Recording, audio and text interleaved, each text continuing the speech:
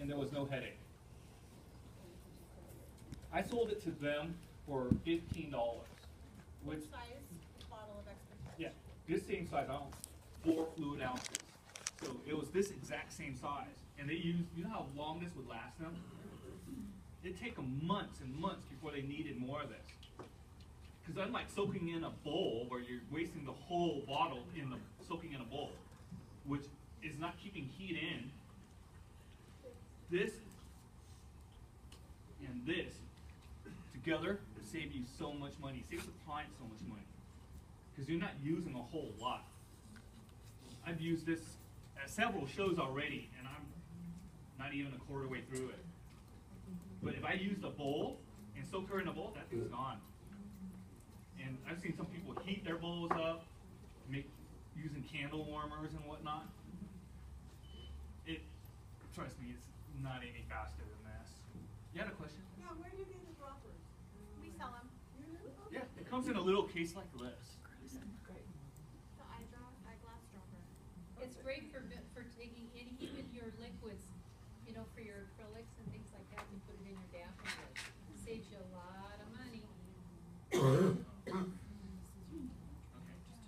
Yeah.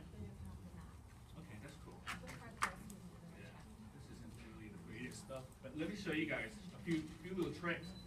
Here's some clear tape. It's kind of hard to see. I wanted the matte one because it works better. Can you guys see the tape? Yeah. Great way, when you guys are doing like chevrons and V's, and you guys know what I'm talking about? Yeah. You can either use the edging scissors where it has the V's already cut into the scissors and use that, but when you're using those edging the edging shears, make sure that you place the tape on the scissors themselves. Like tape it onto the scissor, like that. So you see how the tape is on the scissors? Mm-hmm. That way you can get a nice clean cut with those edging shears that have the V's and have the loops. But when you say you don't have those shears and you need to make a nice V shape, fold the tape in half. So I have my tape folded in half here. Scissors. Cut at an angle, you have a perfect V.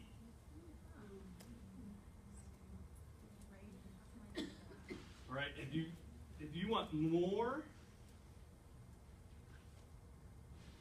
keep cutting. Keep it at that fold. Now I have another one. I'll put that one to the side here.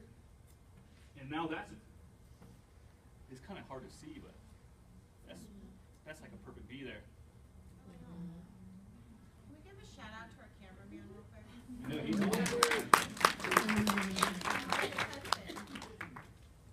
She lets him out sometimes. just I'm going to show you guys a little. Just on a leash. Can you do a nail with that too? This is not the type of tape you really want to use. You want to use you want to use Scotch. Like classic Scotch tape. Yeah. The matte, like that. The matte kind. This is too flimsy. And this is when you use the real Scotch tape, the matte kind, you can actually see when you're pressing it on the nail. You can see where it's being tight and where if there's any possibilities of bleeding under. That's one of the tricks, but make sure that when you're using your shears, put the tape the tape and press it onto the shears right here. Press it on to make sure it's tight on those scissors, and then cut, and then you'll have the perfect cut pattern. Let me show you guys a photo. It's of several different ideas.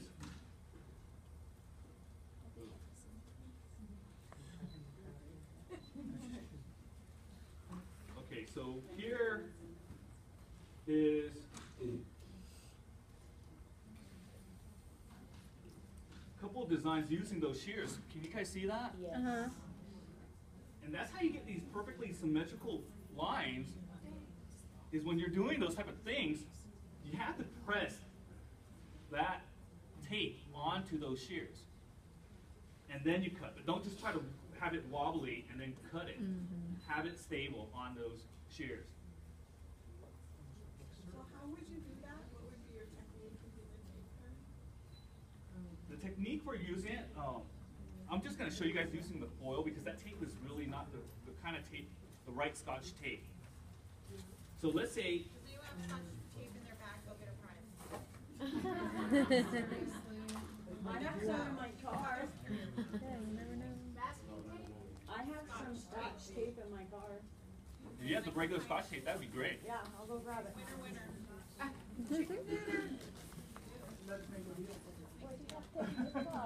Because I hung flyers up for just firing back up again. You never know when you. You guys need like power. I think so. These are all done with nail lacquer. And so when you're doing it with nail lacquer, you're using a whole different tape. You don't want to use Scotch tape. You want to use this new tape that just came out. It's called the yellow frog tape. It's for sensitive paint. That's the one you want to use for nail lacquers.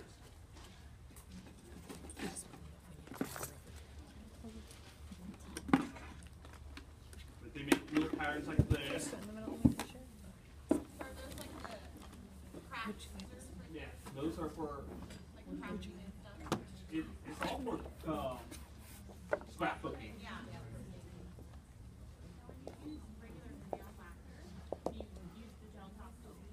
No. No, sometimes it will bubble. Because the nail lacquer is not dry yet, and there's no way for it to dry.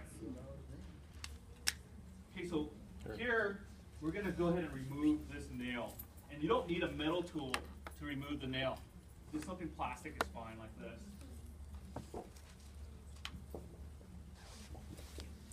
We'll unwrap. Actually, you don't even need to unwrap, you can just pull it out. And you'll see it start to come apart. Usually the hardest part to remove is the free edge here. If I can, yeah. That's usually what it's going to be like. And even after weeks of wear, of course this is just done now, so it's soaked off in like 5 minutes. But if it's going on longer and longer and longer, you have to plan that in your appointment to see your client. You know your client's gone on for like 4 weeks. Plan a little bit extra time for her because her removal is going to be a little bit longer. Why does it take longer? Because as you're wearing it, the gel's still curing too. It's still getting harder and harder and harder.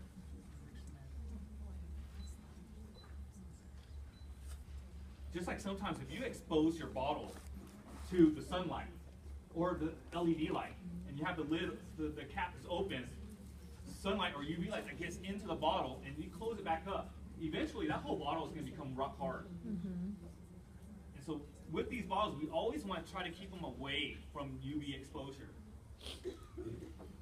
And the clearer the color, like say top coat, those are going to be the first ones to go bad because those ones get UV exposure so much quicker. Yeah, there's no pigment. You're just going to cure that fast. So let me go ahead and I'll do a really simple design for her. You wanted a skull, huh? Okay. Oh, you want a red skull?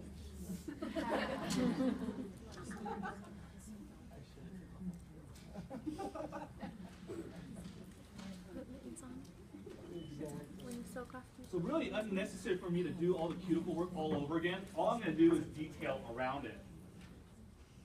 So let me get the sidewalls, making sure that everything is cleaned up.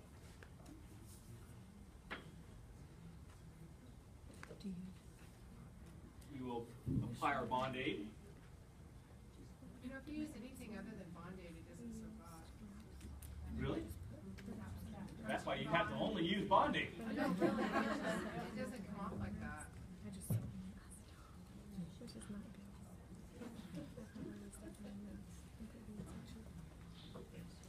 And also remember too, if the nail is not real healthy, in other words, or you've done a lot of filing on it, remember it's gonna grip more. So that's gonna take a little bit longer time as well too. How long was that one, Boo? It was about 5 minutes. That's not your typical situation. You're not going to have 5 minute soak offs unless it's that name. Yeah. just did this today, that's why it soaked off for 5 minutes. But if it was 3 weeks, there's no way it's gonna soak off for 5 minutes. I have seen it though in 8 or 10, for sure, you know, that's the normal. We always say 10, 12 minutes. So if you guys have seen my step-by-step on the skull here, that's what I'm doing, finally doing one that she would want. So the first piece, step number 1, that's the only one I need to cure. And I really don't even need to cure it. The only reason why I cure it is so that these eyebrows here look 3D. That's the only reason why I cure that. And I'll show you both ways of curing it and without curing it. Because I can wipe it off. What color would you like as your base? Black, green, red? Green.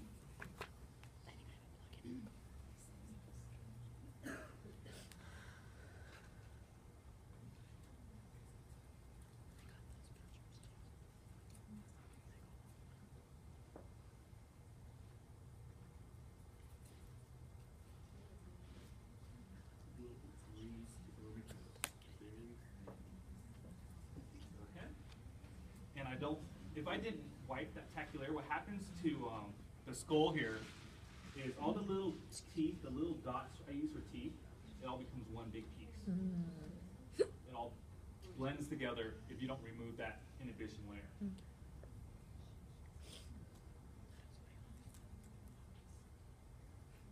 So what do you guys think about curing an LED? Love It's it. better than UV, right? I can't go back. I can't go back to Axiom. I can't.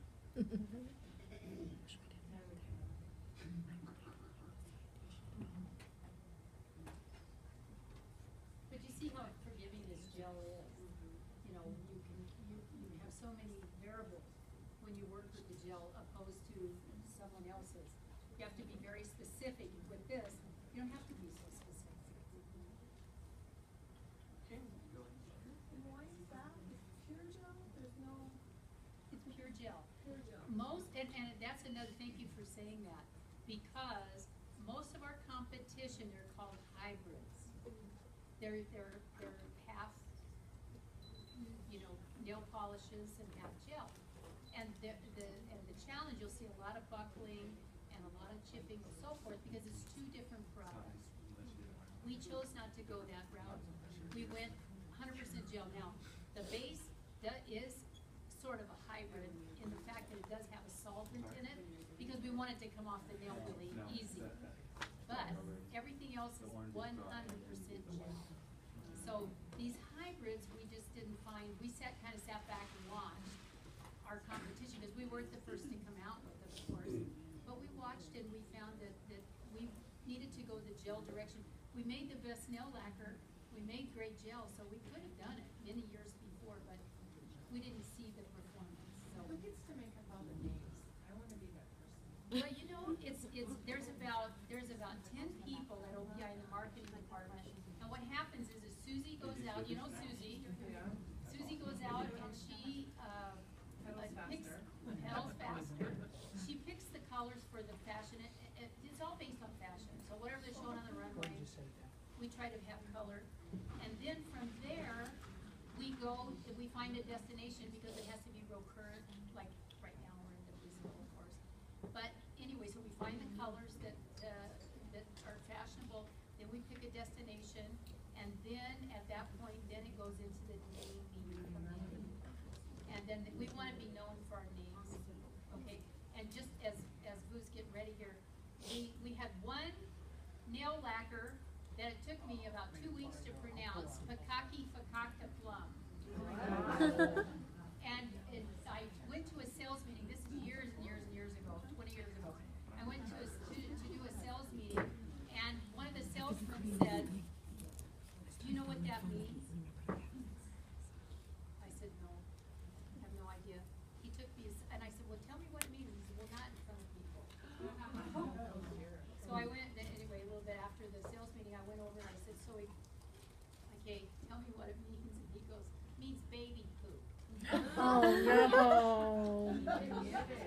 So I went back